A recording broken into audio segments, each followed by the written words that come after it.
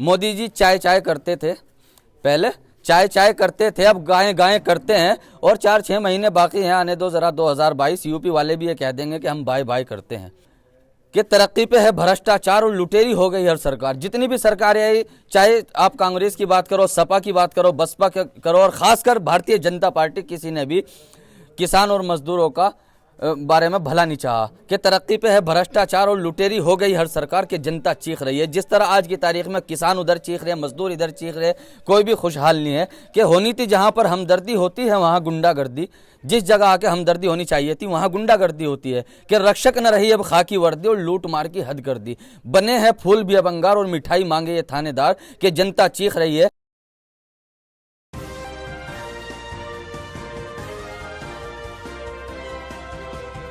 हजरत मौलाना कलीम सिद्दीकी साहब के घर पर मैं मौजूद हूं और इस वक्त किसान यूनियन की टीम भी मेरे साथ मौजूद है। मौलाना साहब पर जो यूपी एटीएस द्वारा गंभीर आरोप लगाए जा रहे हैं, उन्हें किसान यूनियन किस तरीके से देखती है, एक बार उन लोगों से बात करके जानते हैं। मैं सबसे पहले आपसे जानना चाहूंगा, जो मौलाना साहब के ऊपर लगातार गंभीर आरोप लगाए गए कि जबरन धर्मांतरण कराते थे, इसलिए उन्हें गिरफ्तार कर लिया, 5 लाख से ज्यादा लोगों का जो है जबरन धर्मांतरण कराया, कितनी आरोपों में सच्चाई देखते हैं आप? इसमें 100 के 100%। सबसे पहले तो मैं आपको अपना परिचय दे दूं। मेरा नाम शहजाद मलिक है और भारतीय किसान यूनियन तोमर के मैं युवा प्रदेश उपाध्यक्ष हूं। ये जो आप सवाल कर रहे हैं, इसमें 101% झूठ है, बिल्कुल सर झूठ है। क्योंकि एक मामला चलता है प्यार और मोहब्बत का, उसमें अगर एक लड़की गैर मुस्लिम है और एक लड़का मुसलमान है, तो वो उससे निकाह करना चाहती है, तो उसे पहले मज़हब इस्लाम में दाखिल होना पड़ेगा और उसे जो है इजाज़त कोर्ट से लेनी पड़ेगी। कोर्ट उसे इजाज़त दे रहा, वहाँ से उसका कोर्ट मैरिज हो रहा, जब जाके कहीं जाके वो इस्लाम धर्म में शामिल होते हैं। तो अगर मौलाना कलीम साहब इसमें गिरफ्तार हो रहे, तो उस जज को भी गिरफ्तार किया जाए और उस वकील को भी, जो वकील है इस मामले में। क्योंकि शहजाद साहब, ये लगातार यूपी एटीएस द्वारा एक हवा बना दिया गया है जबरन धर्मांतरण का, और आरोप जो हैं संगीन लगाए जा रहे हैं। 10 दिन की रिमांड बढ़ा दी गई है, क्योंकि कोर्ट में जब पहले दिन पेशी की गई तो कोर्ट ने यही बोला कि आप लोग सबूत दिखाइए। सबूत यूपी एटीएस दिखाने के नाम पर कहीं सामने नहीं आ पाता।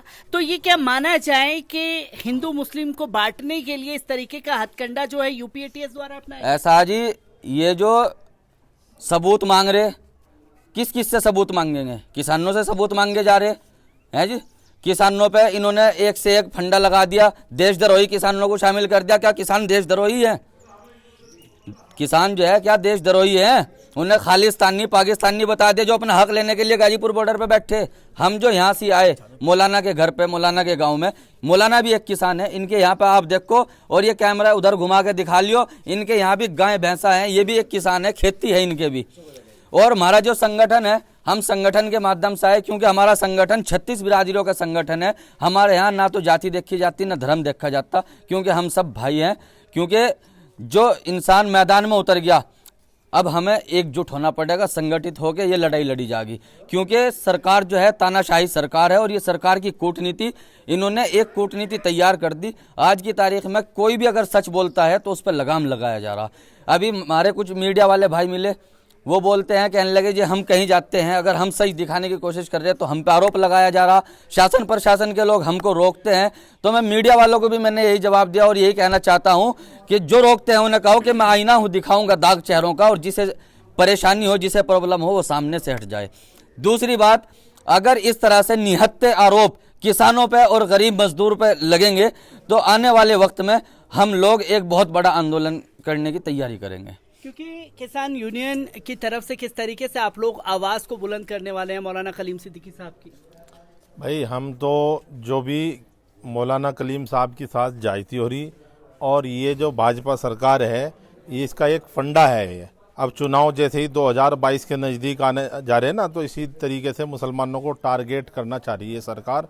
टारगेट करके ये मैसेज देना चाह रही, ये दंगा कराने की फिराक में है। लेकिन ऐसा जिला मुजफ्फरनगर में अब होगा नहीं।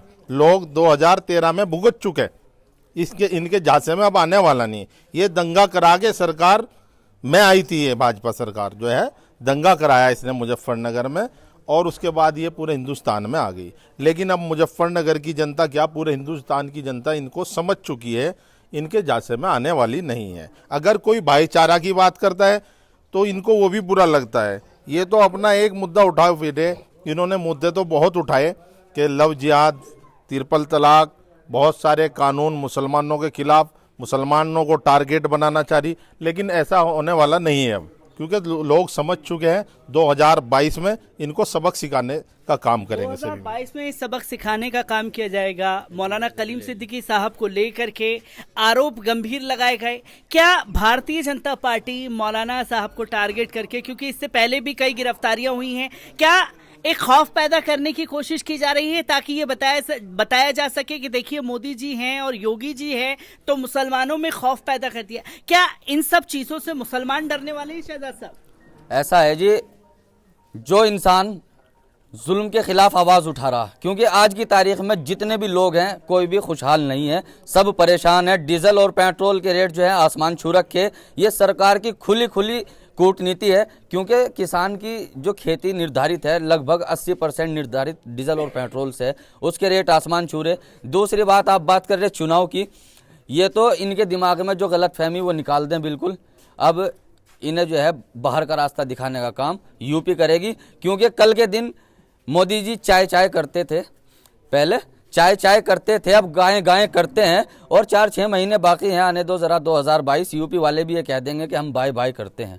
ये आज की तारीख में हर जगह भ्रष्टाचारी, तानाशाही, उसके ऊपर 1-2 अल्फाज में आपको बोल दूं कि तरक्की पे है भ्रष्टाचार और लुटेरी हो गई हर सरकार। जितनी भी सरकारें आई, चाहे आप कांग्रेस की बात करो, सपा की बात करो, बसपा करो, और ख़ासकर भारतीय जनता पार्टी, किसी ने भी किसान और मजदूरों का बारे में भला नहीं चाहा कि तरक्की पे है भ्रष्टाचार और लुटेरी हो गई हर सरकार की। जनता चीख रही है, जिस तरह आज की तारीख में किसान उधर चीख रहे हैं, मजदूर इधर चीख रहे, कोई भी खुशहाल नहीं है। कि होनी थी जहां पर हमदर्दी होती है वहां गुंडागर्दी, जिस जगह आके हमदर्दी होनी चाहिए थी वहां गुंडागर्दी होती है। कि रक्षक न रही अब खाकी वर्दी और लूट मार की हद कर दी, बने हैं फूल भी अब अंगार और मिठाई मांगे ये थानेदार, कि जनता चीख रही है। जैसा कि आपको बता दूं, मैं मौलाना कलीम साहब के साथ साथ उनके परिवार के 4 लोगों को और गिरफ्तार कर लिया, और 4 दिन के बाद थाने में FIR तहरीर देने के लिए गए, कोई तहरीर नहीं लिखी गई, कोई FIR दर्ज नहीं कराई गई। आज 4 दिन के बाद उसका खुलासा हुआ कि हाँ वो गिरफ्तार है। 4 दिन से लोग, उनके परिवार के, गांव के, महल्ले के सब परेशान थे। तो अब हम लोग जाग चुके हैं और देश का किसान, मजदूर सभी जाग चुके हैं।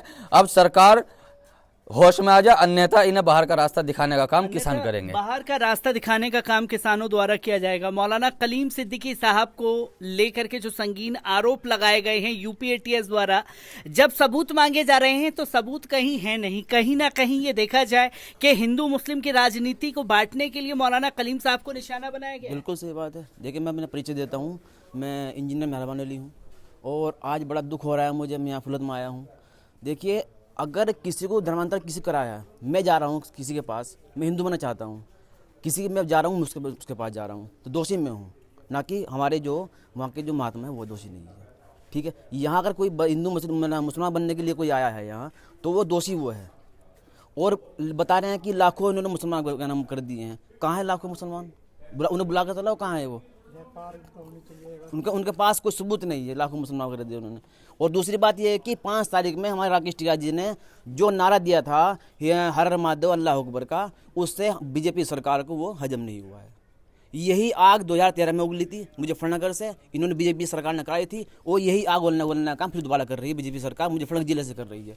और इसलिए इनका ये फंडा है कि बीजेपी सरकार किस तरह वापस आ जाए, लेकिन ऐसा नहीं होगा। हम ऐसा बिल्कुल करने नहीं देंगे। हम सड़कों पर उतरेंगे, दिल्ली जाएंगे, कहीं भी जाना पड़े, हम रेल जाम करें, कुछ भी करें, लेकिन मौलाना साहब को हम निर्दोष अगर हैं हम उठेंगे, नाम जो है पसंद नहीं।